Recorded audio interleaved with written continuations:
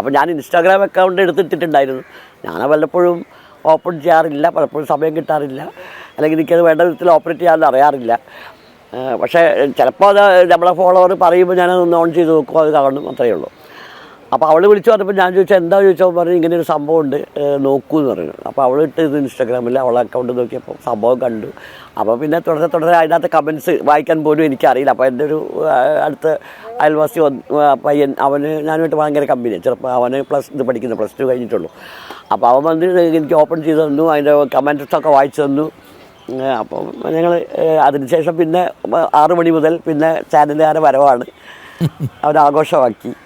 അല്ല, ഇത് ഞാൻ അതിൻ്റെ തൊട്ട മുമ്പത്തെ കാര്യങ്ങൾ കൂടി പറയണമല്ലോ. ഇത് ഈ ബൈപ്പാസിൽ സ്ഥിരമായി ട്രാഫിക് ജാം ഉണ്ടാകുന്നൊരു സന്ദർഭങ്ങളിലൊക്കെ ഇവരിങ്ങനെ ചെയ്തുകൊണ്ടിരിക്കുന്നു കുറച്ച് കാലങ്ങളായി.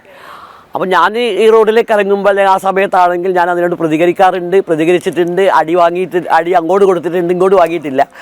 അവൻ്റെ വണ്ടി തിരഞ്ഞെടുത്തലും വളരെ ഫോട്ടോ എടുത്ത് പിന്നെ ട്രാഫിക് അസിസ്റ്റൻറ്റ് കമ്മീഷണർക്ക് പരാതി കൊടുത്തിട്ടുണ്ട്. അപ്പോൾ അവർക്ക് ചെയ്യാൻ പറ്റാവുന്ന ഒറ്റ കാര്യമുള്ളൂ, ഫൈൻ അടിക്കുക, അവൻ്റെ ക്ലാസ്സിലിരുത്തുക.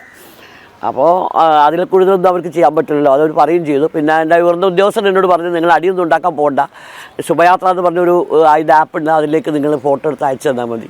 അതിൻ്റെ നമ്പറൊക്കെ എനിക്ക് അയച്ചു തന്നു, അതെൻ്റെ മൊബൈലിൽ ഇപ്പോഴും ഉണ്ട്. പിന്നീട് ഞാൻ ഒരെണ്ണം അയച്ചപ്പോൾ അവർ അതിൻ്റെ കൂടുതൽ വിശദീകരണമൊക്കെ ചോദിച്ചപ്പോൾ എനിക്കതിനോട് വലിയ അങ്ങനെ ഒരു മമതയൊന്നും തോന്നിയില്ല. കാരണം എന്താ പറയുക, ഫൈൻ അടിക്കാൻ വേണ്ടി ഇത്ര ഡീറ്റെയിൽ ഒന്നും വേണ്ടല്ലോ, അവർക്ക് വേണമെങ്കിൽ കണ്ടുപിടിക്കാം, ഇവിടുന്ന് കണ്ടുപിടിക്കാവുന്ന കാര്യങ്ങളേ ഉള്ളൂ. അപ്പോൾ അതുകൊണ്ട് ഞാൻ അതിനെ അങ്ങനെ ഫോളോ ചെയ്തില്ല. പിന്നെ ഞാൻ ഈ പറഞ്ഞ പോലെ അവരെ ബോധപ്പെടുത്തി അതിന് പറഞ്ഞയക്കും. ഇപ്പോൾ ഈ ഒരാഴ്ചയിൽ തന്നെ 2-3 തവണ ഞാൻ ഇവിടുന്ന് പ്രതികരിക്കേണ്ടി വന്നു. ലാസ്റ്റിലത്തത് ഒരാൾ റീലെടുക്കുന്നുണ്ടായിരുന്നു, ഈ ബ്ലോക്കും കാര്യങ്ങളൊക്കെ ഒരു ബിൽഡിങ്ങിന് മുകളിൽ കയറി നിന്നിട്ട്. അപ്പോൾ അതിൻ്റെ ഉള്ളിൽ പെട്ടുപോയതാണ് ഞാൻ, ഈ സംഭവം അതിൻ്റെ ഉള്ളിലായിപ്പോയി.